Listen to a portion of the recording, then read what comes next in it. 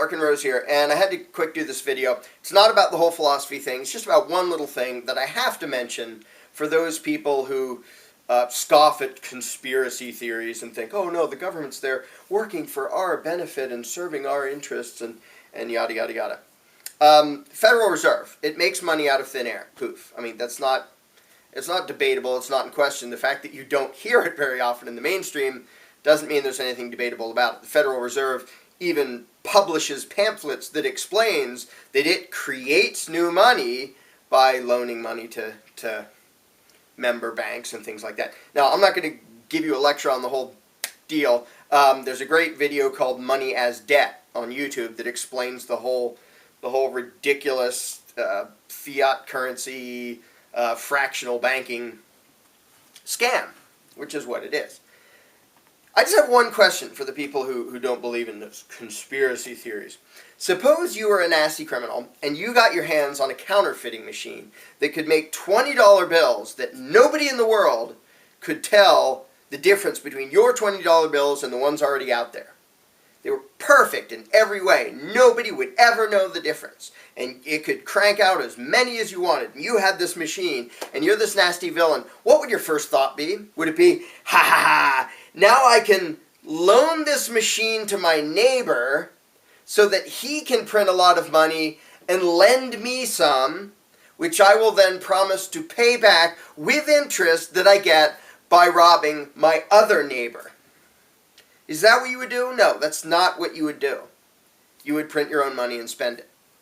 But what Congress did in 1913 when it created the Federal Reserve, it said, we can make our own money, but we're not going to. We're going to create this pseudo-governmental, actually private banking cartel.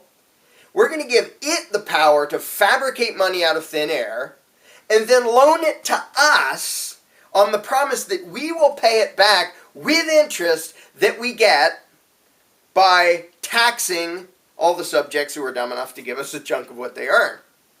That's what Congress did in 1913. Instead of just saying, hey, we don't need taxes, we don't need bank, we don't need anything, we'll just print our own money. A bigwig Federal Reserve has admitted they don't need taxes for revenue anymore. They can make up their own. They need it to control people and redistribute wealth. That's why there is a national debt and a deficit every year for them to wring their hands about, oh my gosh, the deficit we have. The only reason there is that is because instead of printing their own, they said, we're going to let them print money and borrow money from them and then say that it's the debt of the people we tax. That somehow, because we borrowed money from an organization that we gave the power to fabricate money to, we borrowed it from them on, gosh, we can't pay it back, therefore it's your debt, all you taxpayers. You owe a debt to them because we told them they could fabricate money and loan it to us and we'll spend it and say it's your debt. It's utterly ridiculous, and you won't hear it talked about in the mainstream media. You won't hear it talked about in the American education system. But the facts are completely indisputable. I mean, the Federal Reserve admits all of this. That is absolutely insane. There is no explanation for that except for the conspiracy behind it. Now, I know what that is. A bunch of people subscribe to my channel probably already know how that works and why on earth that happened. But I just want to leave it. I'm not even going to explain all that right now. Again, there are lots of videos and books out there.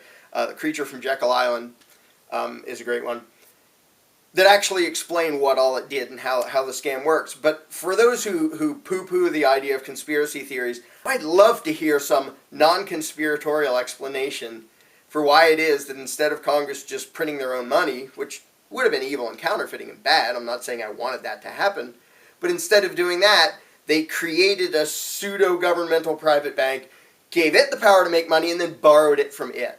Again, it's like if you had a counterfeiting machine and you said, ha ha ha, now I can loan it to my neighbor, have him print money, and lend it to me. That's not what you would do. Why did Congress do that?